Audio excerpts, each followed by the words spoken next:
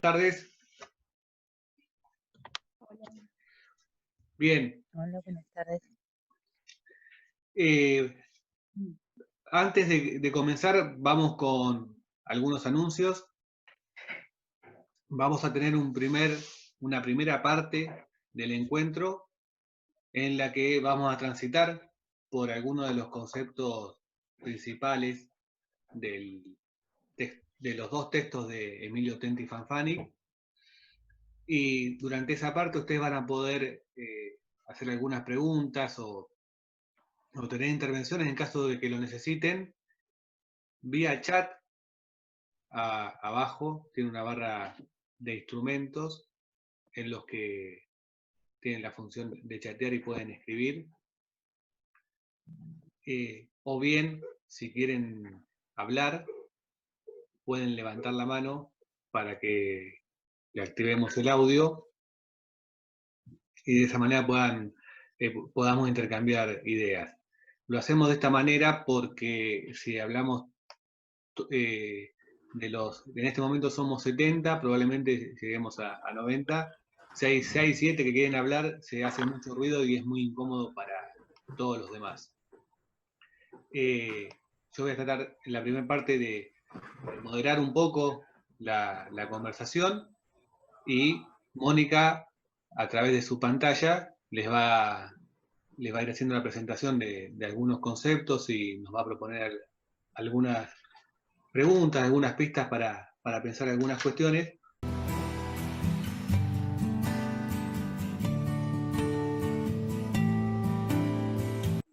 Bueno, Moni. Bueno, entonces largamos. Ok. Bien. Bueno, primero bienvenidos y bienvenidas a todos y todas. La clase de hoy, digamos, tenemos dos textos que son de Tenti Fanfani y un video, era el material de lectura y visual que tenían. Lo que voy a hacer yo es una clase en la que voy a ir integrando las dos fichas del video. O sea, no voy a trabajar texto a texto, sino, digamos, una idea general. También quería decirles que la idea de poder hacer este teórico va a ser ir a temas puntuales, no vamos a hacer un recorrido exhaustivo de todo lo que plantea el autor. Entonces, se me ocurrió empezar con una pregunta, digamos, como disparadora, que haga un poco de eje a lo que vamos a ir hablando durante la clase de hoy, que sería esta de cuál es la función de la escuela en la sociedad excluyente actual, ¿no? Y por qué esta pregunta. Nosotros recuerden que estamos cerrando con este autor la primera unidad, y donde veíamos la educación desde una perspectiva política y social, y estamos viendo la educación a veces en un sentido más amplio, pero específicamente, desde el principio estamos hablando que nos enfocamos en cuál es la función de la escuela. Entonces estuvimos viendo autores, por ejemplo, ya con CIDE hablábamos de esta relación escuela y sociedad. Bien, entonces ahora vamos a ir con una pregunta un poco más específica. Entonces, ¿cuál es el rol de la escuela en esta sociedad, en la sociedad que vivimos? ¿Sí? Entonces, bueno, vamos a partir desde ahí. Ustedes tienen, les decía, dos textos, ¿sí? Estoy tratando de ver que no tengo acá. En el texto que es en el que habla con Tedesco Tenti Fanfani, él está, ¿qué dice Tenti Fanfani? Él toma la publicación que hace Juan Carlos Tedesco como un reto, como un desafío intelectual, y entonces dice que lo que él va a tratar de demostrar a lo largo de su escrito es esta frase que acá les copié del texto, que dice que lo que a primera vista pareciera ser un debilitamiento de la intención de conquistar la hegemonía, no es más que un síntoma de su más completa y económica realización. Entonces, yo subrayé tres palabras, ¿sí? Tenemos por un lado debilitamiento y realización, porque este justamente es el contrapunto entre los autores. O sea, ¿y de qué? y de lo que es justamente la hegemonía. Entonces, vamos a detenernos un ratito a explicar qué es la hegemonía, pero entendiendo cuál es el núcleo, digamos, al menos de este texto, ¿sí? La postura de Juan Carlos Tedesco es justamente que hoy en día, en la sociedad en la que estamos, no el modelo neoliberal o el segundo capitalismo, como él lo llama, no es hegemónico. Y va a poner fundamentos de por qué no es hegemónico. Y esta es la respuesta que hace Tenti Fanfani. Justamente, hoy en día, la hegemonía está más presente que nunca. Y él va a fundamentar esto, digamos, en que no es tan explícita o no son los mismos mecanismos, Pero en ese sentido dice que no es más que un síntoma. Que nosotros pensemos que hoy en día no hay hegemonía, es porque la hegemonía está actuando más que nunca.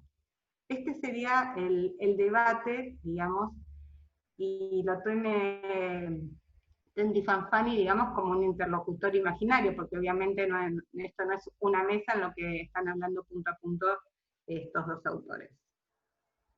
Entonces, como les decía antes, vamos a hablar primero de qué entendemos por hegemonía. Entonces, el autor que más trabaja el concepto de hegemonía es Gramsci, ¿sí? Y la hegemonía tiene que ver con la posibilidad que tiene un sector, una clase, de poder dominar a otra. Esta dominación, digamos, van a tener diferentes modalidades, o se nutre de diferentes estrategias. A partir de una fuerza, de una imposición física, que es coercitiva, ¿sí? Y a partir de una violencia, si se quiere, de una fuerza simbólica. ¿Mm? Entonces se trata de la coerción y de la cohesión, o del consenso. ¿Y qué tiene, digamos, cuál es la particularidad de la idea de hegemonía? Es que aquel sector o aquella clase que está dominada acepta esa dominación, la legitima, se la apropia. ¿Mm? Entonces, para hablar de hegemonía, tiene que, digamos, el sector dominante tiene que contar con el consenso de la clase dominada. ¿Sí? Estos planteos están, digamos, Gramsci sí, viene de una raíz marxista y está hablando específicamente de relaciones de clases sociales, pero como ya habíamos visto con Bourdieu, el tema de una dominación de una clase sobre otro también podemos pensarlo desde distintas perspectivas, ¿sí? Como hablábamos la vez pasada del machismo sobre el feminismo, por ejemplo. Entonces, ¿cuál es la riqueza de este concepto de hegemonía? Es que la hegemonía se trata de un proceso, de un mecanismo que nos instaura o nos, digamos, de alguna manera nos constituye nuestro sentido común, nuestro sentido de realidad, cómo vemos las cosas, cómo las pensamos, cómo las normatizamos, cómo las normalizamos o cómo las naturalizamos. ¿Mm? O sea, el modo en que vemos el modo en que pensamos las relaciones entre los hombres, va a tener que ver con estos modos hegemónicos de construir la realidad. Un ejemplo que tiene muy a mano, porque estuvieron realizando el trabajo, es la película de Planilandia. ¿Sí? En Planilandia queda muy claro cómo en cada uno de los distintos realidades, tanto Espaciolandia, Planolandia, Linealandia, ¿sí? Son todos modos de construcción de la realidad que digamos, hechas bajo determinados parámetros. Esos parámetros, esos modos de relacionarse, ¿sí? Por ejemplo, Linealandia, arriba y abajo, derecha izquierda, arriba y abajo justamente no existía, son los modos de construcción de los parámetros en los que se mueve esa realidad y en la que se mueven los agentes. Por eso, cuando el cuadrado va a Linealandia, no pueden entender que es un cuadrado, como en Planilandia no pueden entender que es una esfera. Porque los modos en que están construidos los sentidos comunes los modos en que están construidos, las formas en que los hombres se relacionan, no tenían, digamos, los parámetros, no estaban, no había categorías simbólicas para poder procesar eso. Entonces, lo que vamos a ver, entonces, tomando este chiste de Mafalda, como decíamos antes, que para hablar de hegemonía no alcanza la teoría física. El concepto de hegemonía implica, digamos, la dominación cultural, ¿sí? En términos de la teoría marxista sería darle importancia a la superestructura, no solo las relaciones económicas de producción. Entonces, tanto Gramsci, que como les decía antes, no es el autor, pero sí es el que más habló de hegemonía, ¿sí? Ponen un énfasis en el tema de la cultura. Ya con Bourdieu habíamos visto la importancia del interjuego de los distintos capitales, ¿sí? Capital cultural con el capital económico, el capital social y simbólico. En este caso, digamos, la manera de imposición de una clase sobre otra implica que los parámetros con que esa clase decodifica la realidad sean transmitidos, aceptados y legitimados por la otra clase subordinada. Por eso habla de que se necesita el conocimiento de los dominados.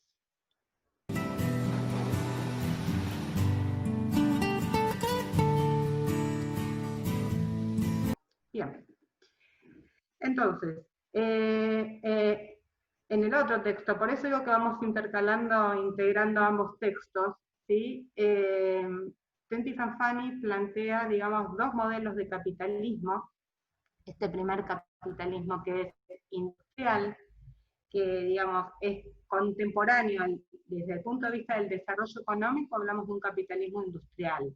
Sin embargo, desde el punto de vista político, es la época de construcción de los estados nacionales, ¿sí? Entonces, ¿se acuerdan que nuestra primera pregunta tenía que ver cuál es la pregunta disparadora era cuál es la función de la escuela en un contexto de exclusión? Para poder situar, para poder contextualizar justamente esa pregunta, nos viene bien hacer un muy breve recorrido de dónde viene esto. O sea, el modelo actual de sociedad viene de un modelo anterior que era totalmente distinto, ¿sí? Entonces, en la modernidad, cuando hablamos de la construcción de los estados nacionales, fíjense que implica un nuevo modo de organización social. O sea, había que constituir, vamos a decir así, al tipo subjetivo, al ciudadano, que es lo que construye, digamos, el tipo subjetivo del Estado-Nación es un ciudadano. ¿Cuáles son los agentes que van a responder a este modelo de organización social que es el Estado? Entonces, la tendencia es de inclusión, pero, a ver, lo que quiero que salgamos, vieron que muchas veces nosotros le decimos que no se trata de este modelo es bueno o este modelo es malo. Se necesita políticamente incluir. ¿Por qué? Si tomamos el caso de acá de Argentina, porque hay una población que es sumamente heterogénea, y tenemos que hacer que esa población heterogénea de seres nativos, de seres que vienen de distintos países, se integren y conformen una unidad nacional. Entonces, es necesario políticamente que el Estado incluya. Entonces, en ese sentido, el Estado va a instrumentar una serie de instituciones que se van a encargar, digamos, solidariamente con el Estado de formar, digamos, las relaciones sociales, las relaciones laborales. Y en ese sentido, tanto la escuela como la familia son los agentes, digamos, principales educadores y los agentes de socialización y de construcción de este ciudadano moderno.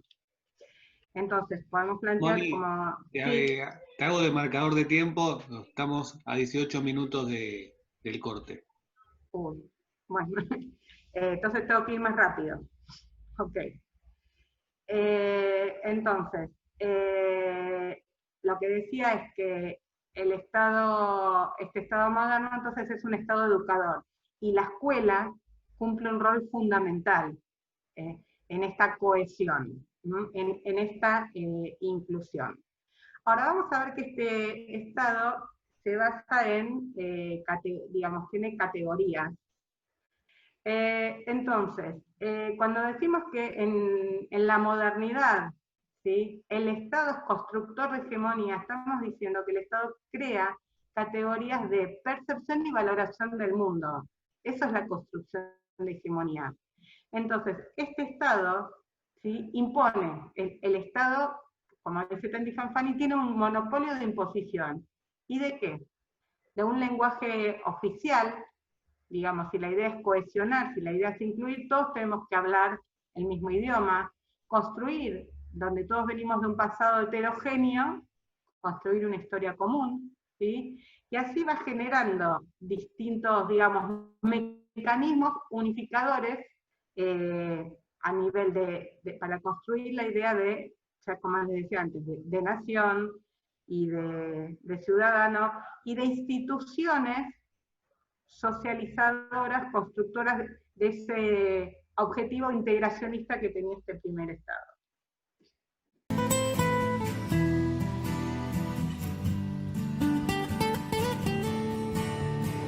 Bien, entonces vamos Mori, ahora... una pausa, porque hay una pregunta que tiene que ver con esto. La pregunta dice así: ¿pero la inclusión se refiere a obreros que sean funcionales y aprendan a trabajar? Muy buena pregunta. El tema ahí tiene que ver entonces con cuál es la ideología, ¿no? Estamos hablando que todas las prácticas en general y las prácticas educativas en particular son políticas. Entonces, es muy buena porque, digamos, esta idea de inclusión, esta idea de una escuela igualitaria, de libre acceso, etcétera, ¿sí? Podemos pensar desde un paradigma crítico que no es una cuestión ingenua y bondadosa y de que todos somos iguales. No, justamente, digamos, los modelos de socialización de la época son claramente jerárquicos, y donde cada uno tiene que cumplir un lugar en la sociedad. Entonces sí, se necesitan obreros, o sea, así como la clase dirigente va a estar en cargos políticos, o van a ser profesionales, abogados, médicos, ¿sí?, para que la sociedad crezca, se desarrolle y avance, también necesita de obreros y operarios. Entonces, no nos vamos a meter, porque no es específicamente el tema nuestro, pero por supuesto que no todos, cuando hablamos de una educación inclusiva, ojo, hablamos de la primera educación, después no era de libre acceso para todos. No sé si quedó respondido. Bueno, en principio sí, creo que era Natalia que había hecho la pregunta. Si no, luego profundizamos, acá está levantando el pulgar, pero si algún otro le generó alguna otra pregunta, la podemos ver después de esta primera tanda. Bien. Entonces, continuamos. No vamos a explicar los mecanismos, pero digamos porque, insisto, quiero llegar a la escuela con todo esto, ¿sí? Pero, digamos, hay un nuevo orden social, hay un nuevo tipo de capitalismo, ¿sí? Ya no es un capitalismo industrial, sino es un capitalismo financiero, si se puede decir, es un capitalismo globalizado, ya no es, digamos, ya no es tan importante los estados nacionales. Un estado nacional, por ejemplo, se define por sus límites, entonces acá se borran las fronteras, hablamos de una economía planetaria, y empieza a haber, digamos, un nuevo protagonista como organización social, que en vez de ser, digamos, el Estado, pasa a ser el mercado. Y el mercado funciona con otras lógicas. Entonces, si el primer capitalismo era inclusivo, el segundo o el nuevo capitalismo es de exclusión. Iba a decir exclusivo, que también tiene que ver con esto. Si en uno, digamos, se apunta a la igualdad, lo que vamos viendo es que a medida que avanza el capitalismo, la desigualdad cada vez es mayor, digamos, al punto Tendy Fanfani plantea, ¿no?, que existen grandes grupos de poblaciones que podrían no existir y el planeta no cambia, ¿sí? Es más, dice, podría no existir un continente, es muy osado esa afirmación. si África no existiera, por ejemplo. Pero entonces acá la pregunta es, ¿cómo puede existir un orden social tan favorecedor de desigualdad y de exclusión? ¿Sí? ¿Cómo se sostiene? ¿Cómo se mantiene? Si, digamos, las clases, la brecha social es cada vez más grande, si cada vez, digamos, se concentra la riqueza en muy pocos hombres y la población va quedando muy pobre. ¿Desde dónde? ¿Cómo se mantiene la hegemonía? Esta es la pregunta que se hace Tenty Fanfani. Tedesco, ¿qué va a decir? No, hoy no hay hegemonía. ¿Sí? La respuesta de Tedesco va a tener que ver con que hoy hay un pensamiento único, y eso no es hegemonía. Bueno, justamente era lo que decía. ¿Cuál es el planteo de Tedesco? Dice, el pensamiento neoliberal es único porque no aparecen alternativas, pero no es hegemónico porque no convence y no es capaz de incluir a todos. Entonces, justamente, ¿pero por qué dice esto Tedesco? Porque el primer capitalismo se trataba de convencer, se trataba de que adhirieran los sujetos a este modo organizacional. Y la escuela, insisto, era una de las instituciones, digamos, fundamentales para generar esa adhesión al Estado. Entonces, Tedesco dice, bueno, no hay hegemonía porque ahora no se busca ni la adhesión ni el convencimiento. Entonces, la pregunta que nos podemos hacer es, tomando, digamos, lo que propone Tenty Fanfani, es cómo hace el neoliberalismo, aún, digamos, donde cada vez las desigualdades son mayores, donde cada vez hay más desocupación, donde cada vez hay más desintegración, más fragmentación para sostenerse. ¿Cómo domina las conciencias de los sujetos? Bueno, así que vamos a seguir avanzando. Un poquito más. A ver. Nos quedan 10. Bueno. Entonces. Para que no te presiones. Ok. ¿Qué dice Tenty Fanfani? Dice, no es que no hay hegemonía, sino que los modos de construcción de hegemonía actuales son diferentes, ¿sí? No implica un programa explícito, ¿sí? Como decíamos, o sea, como un ejército de la escuela de docentes como apóstoles laicos y, digamos, no hay una acción directa de inculcación, sino que es más sutil, es más invisible. Entonces, fíjense que si nosotros nos ponemos a pensar, nadie duda de la existencia ni de la eficacia del mercado. Tenemos, vamos a decir, implantados un chip donde todo se rige por la ley del mercado.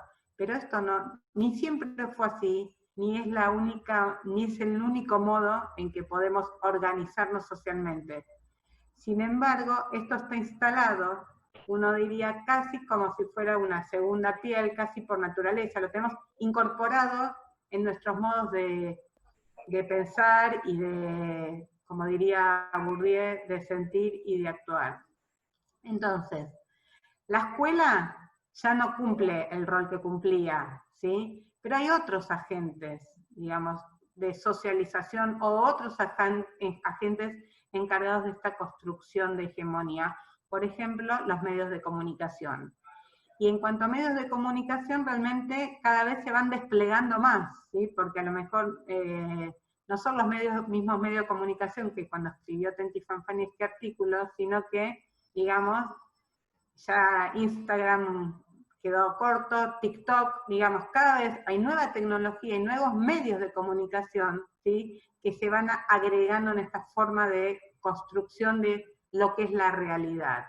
Y por el otro lado, entonces, la escuela no cumple el rol y la familia también hay un resquebrajamiento de lo que implica el modelo tradicional familiar, la jerarquía paternal, por así decir, de una generación sobre otra. Entonces, ya empezamos a ver que son otros mecanismos y vamos a ir como afinando un poquito más. ¿Cuál es la tesis de Tenty Fanfani? Entonces, que la hegemonía se da hoy en día por el peso de las cosas.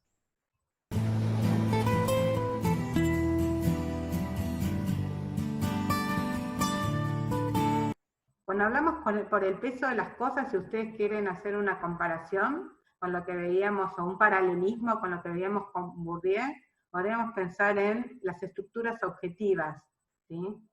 O sea, él dice, las experiencias, la vida misma es la que nos educa, ¿sí?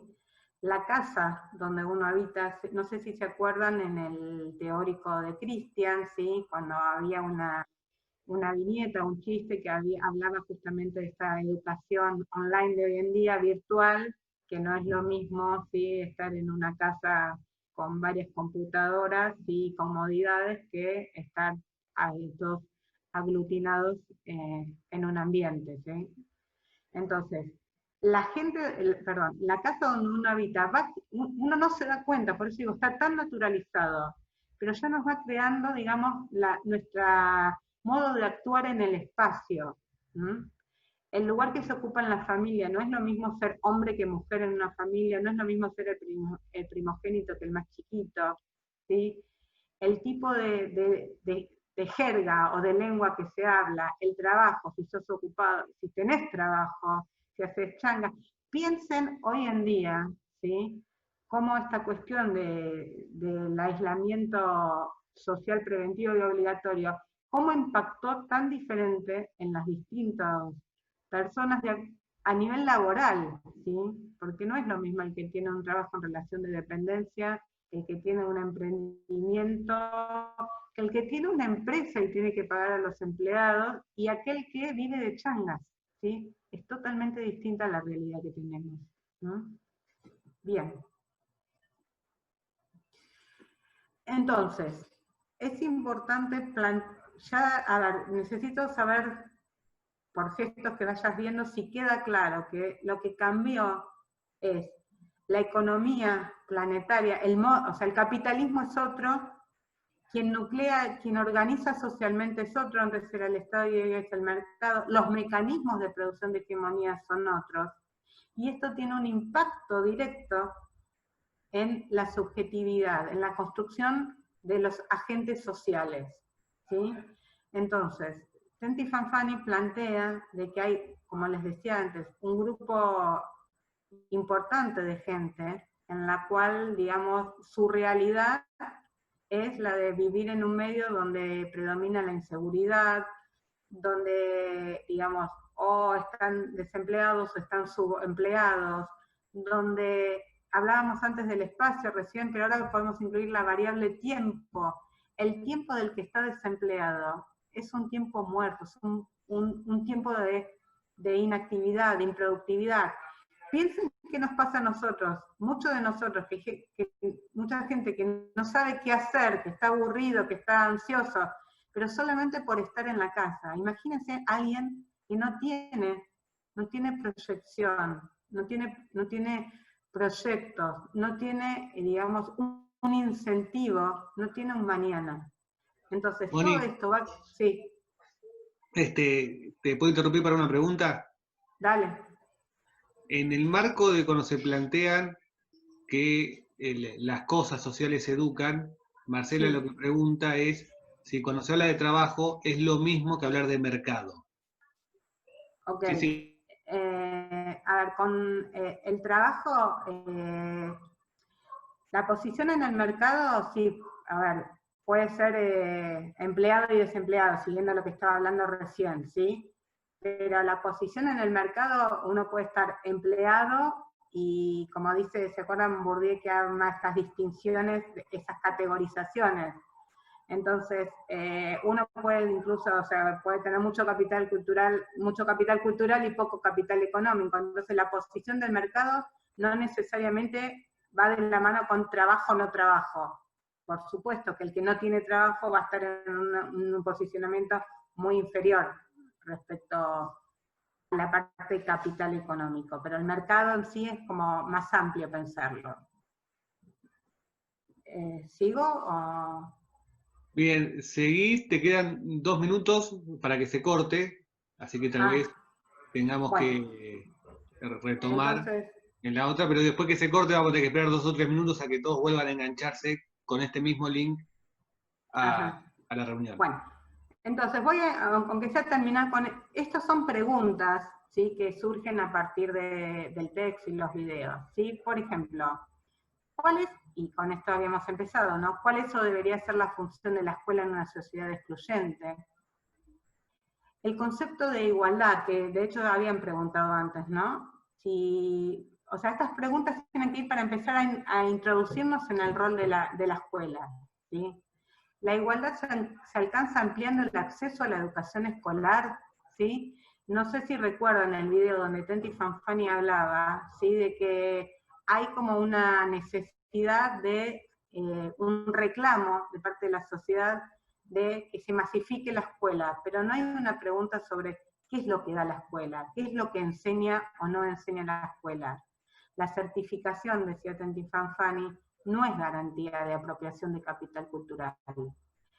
En ese sentido, me voy a ir un poquito, total, sé que después retomamos. En la clase pasada, cuando hablábamos de los capitales, ¿sí?, el capital cultural tiene diferentes estados, ¿sí? Entonces, tener una computadora no significa que yo pueda manejar críticamente una computadora. Que yo pueda, que sepa leer y escribir, no quiere decir que tenga una lectura comprensiva. A eso se refiere Tenti Fanfani. La acreditación, el título que uno tiene es ese capital cultural institucionalizado, los estados del capital cultural. Bueno, una de las preguntas que podemos hacernos es si, digamos, si nos educamos bajo parámetros, bajo, digamos, un consenso de que siempre va a haber excluidos, ¿sí? Se puede llegar a desnaturalizar, se puede cuestionar esta idea de exclusión. ¿Uno se puede imaginar una sociedad sin excluidos? Entonces, lo que dice, antes de pasar directo al tema escolar, Tenti Fanfani, es que uno se educa, retomo lo que venía diciendo antes, por el peso de las cosas. ¿Por qué? Porque si, digamos, si bien sabemos en los hechos, en la realidad material y objetiva, que hay excluidos, el excluido también quiere pertenecer. O sea, no es que el excluido entonces no es aceptado por la hegemonía. Entonces, por eso dice, digamos, la dureza del mercado, las consecuencias del mercado, el desempleo, la exclusión, la creación, estos hábitos de desintegración que hablábamos antes, ¿sí?, son generadores de hegemonía. Y entonces, la pregunta entonces es, ¿y la escuela qué puede hacer con todo esto?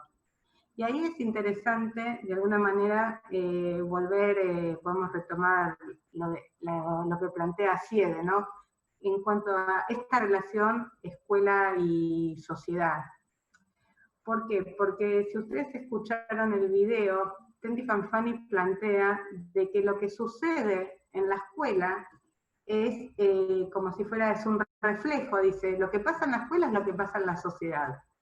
Entonces, tomando el esquema de Siede, es lo que está planteando, entonces, que la mamushka grande, por así decir, la sociedad, ¿sí?, pega directamente, impacta directamente, pues en la escuela es una réplica, como si fuera un laboratorio en algo más chiquitito, una microsociedad.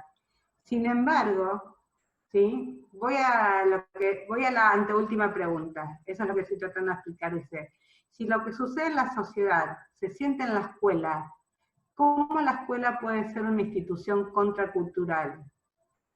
Y de ser así, si la escuela fuera una institución contracultural, ¿puede ayudar a construir sociedades menos desiguales? Creo que esto es una interesante pregunta para que nos hagamos, o sea, porque dentro de las propuestas que hace Tenti Fanfani es considerar a esta institución, digamos, que fue originalmente la escuela del Estado-Nación, en un punto uno puede decir que es contracultural, ¿por qué? Porque deculturizó, porque homogeneizó. Entonces fue en contra de distintas culturas que habían heterogéneas, ¿sí? Pero no fue contracultural en cuanto al proyecto hegemónico, no, fue funcional a ese proyecto. Lo que está proponiendo Tenti Fanfani es que la escuela podría, así como con Bourdieu hablamos de esta función remedial, ¿sí?, podría cumplir una función compensatoria, Tenty Fanfani dice que la escuela puede ser una institución contracultural. Vamos a avanzar un poquito más. Ay, perdón, se me quedó clavada la... Ahí está.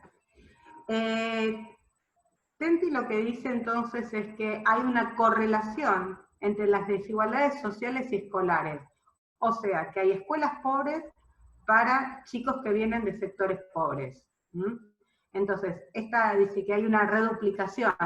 Entonces, hay una pobreza en cuanto al origen social y económico de estos chicos, hay una pobreza en cuanto a las instalaciones, hay una pobreza en cuanto a los medios didácticos, hay una pobreza en cuanto a la calidad de los recursos, cómo se forman esos maestros, y también, digamos, hay una pobreza en cuanto a las expectativas que tienen los maestros respecto de sus alumnos. Entonces, fíjense en esto que dice abajo, el factor subjetivo, esta creencia de los maestros, refuerza estos factores estructurales. Nuevamente vemos como esta correlación que hay entre las estructuras subjetivas y las estructuras objetivas. Entonces, Moni, si hablamos que hay... sí. Acá piden un ejemplo de institución contracultural. Supongo que es una institución que no sea la escuela. ¿Eso o cómo sería la escuela funcionando como contracultural? No, entiendo que sería, ¿qué otro tipo de institución podría ser contracultural para, sospecho, para comprender cómo funcionaría o qué es lo que hace una institución cuando es contracultural? Ajá. Bueno, por ejemplo, pienso en voz alta, así que puede que no sea bueno el ejemplo, pero lo primero que a mí se me ocurrió fue, por ejemplo, una ONG, ¿sí? En el sentido que son organizaciones sin fines de lucro. Y ahí, digamos, podemos pensar que va en contra de los valores del mercado. Cómo una institución puede ayudar sin buscar un beneficio lucrativo o económico o dinero a cambio de ese servicio que brinda. ¿Sirve ese ejemplo? Sí, sirve. Yo estaba pensando, por ejemplo, en instituciones que hacen política, no siempre política partidaria, o por ejemplo la Garganta Poderosa, que se posiciona en un lugar en contra de la cultura dominante. Que cualquier institución que plantea las desigualdades del patriarcado podría ser una institución que estaría dentro de lo contracultural. Valeria dice si una escuela contracultural sería una escuela de colores. Y Valeria, ahí vamos a precisar un poco más de precisión para saber a qué te referís con escuela de colores.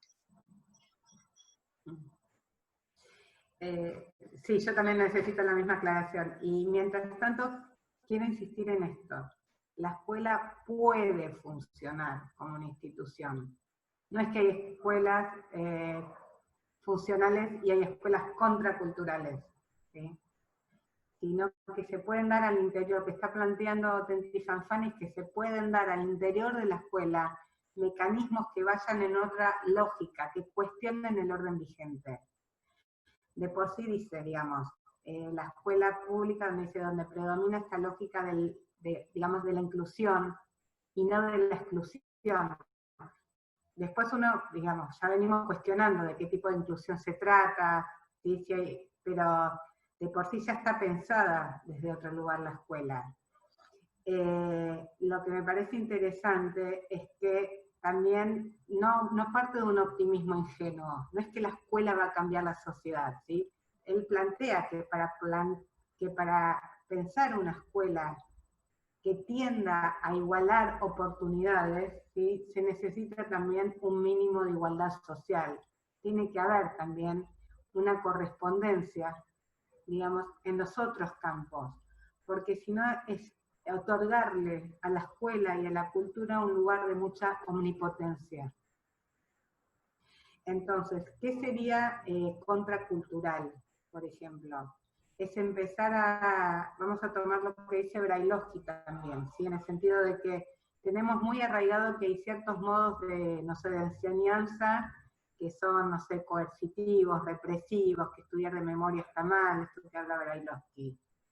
Sin embargo, digamos, Tenty Fanfani hace una fuerte apuesta a lo que él dice, a los conocimientos duros, a los conocimientos poderosos, ¿sí? Entonces, a veces la tabla de multiplicar, que creo que la mayoría hemos aprendido de memoria, ¿sí?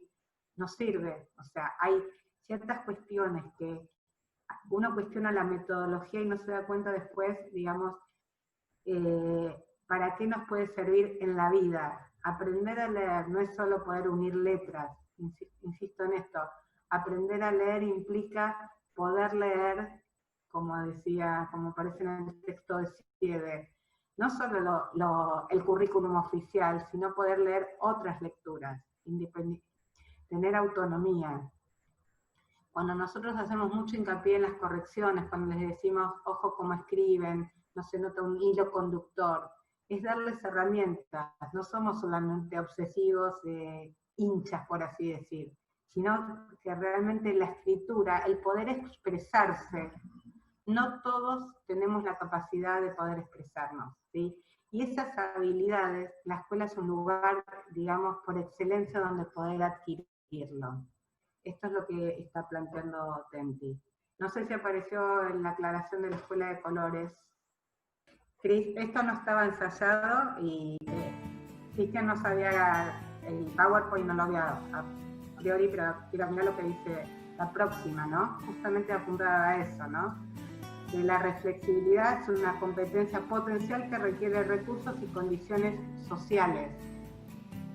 Es lo que estaba diciendo justamente Cristian, liberación de la necesidad, un tiempo para pensar, recursos expresivos incorporados y existencia de interlocutores. Y no está garantizada para todos. Esto es muy importante. ¿Por qué? Porque todos, no es algo genético, no se nace con la capacidad de reflexión, de poder cuestionar, de darse el tiempo para eso. Es una construcción, pero que realmente no todos la tienen. Una escuela contracultural, tenga el formato que tenga, es aquella que fomenta esta posibilidad de reflexión, ¿sí? Y también es importante, así como antes hablaba yo de la cuestión de que, yo no, Tenty Fanfani hablaba de cómo puede repercutir en el desempeño de un alumno la visión que el docente tenga sobre él. También es importante en nuestras matrices, en nuestras formas de pensar, cómo consideramos la posibilidad o no de cambio, ¿sí? Tenty lo que plantea también es que la hegemonía nunca es total, ¿sí? Que, como decía también Siede, que el dominio sobre las cosas y la conciencia no implica que no haya resistencias, y las resistencias vienen de la desnaturalización, del pensamiento, y todo esto es posible si uno cuenta con las herramientas del conocimiento. Para terminar, voy a poner una frase de Gramsci que dice entonces que el primer paso para emanciparse a sí mismo de la esclavitud política y social es el de liberar la mente. El problema de la educación es el problema de clase más importante. Bueno, así que con esto cierro las filminas y damos espacio a todas las preguntas que tengan.